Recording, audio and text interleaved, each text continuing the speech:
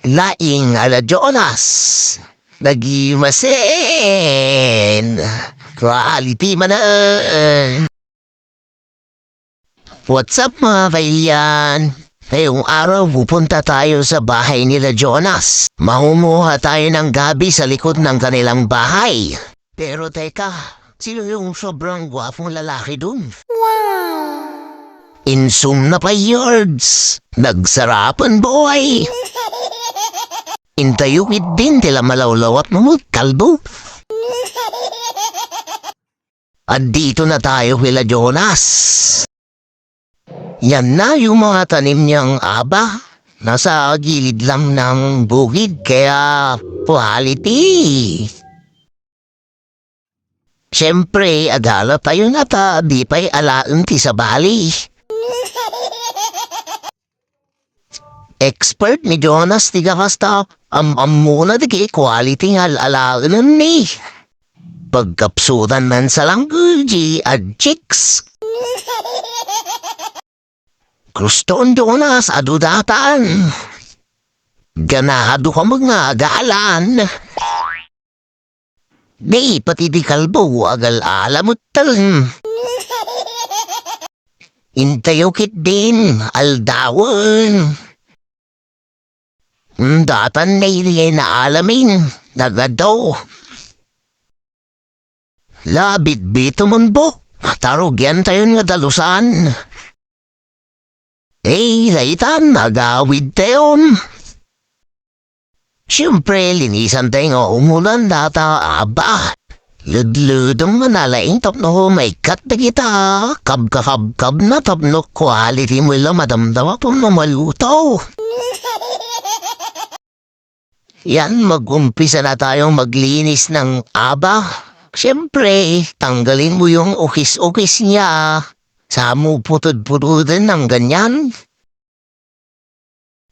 Andyan na rin si Jojo Guapo para tulungan tayo. Ganyan Tanggalin mo yung ukis-ukis niya, ganyan.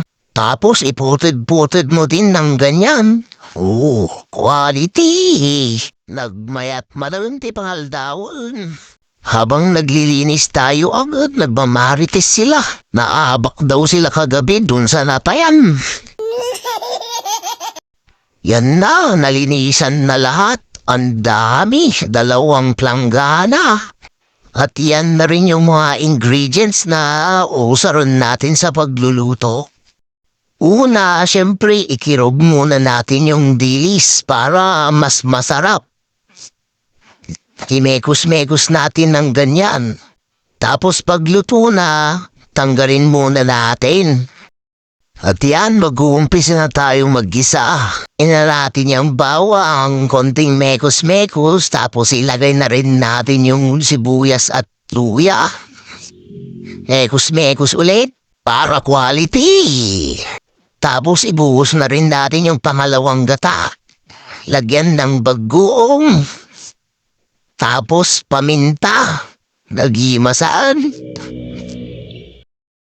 Ilagay na rin natin yung mga gabi. And na. Ang dami.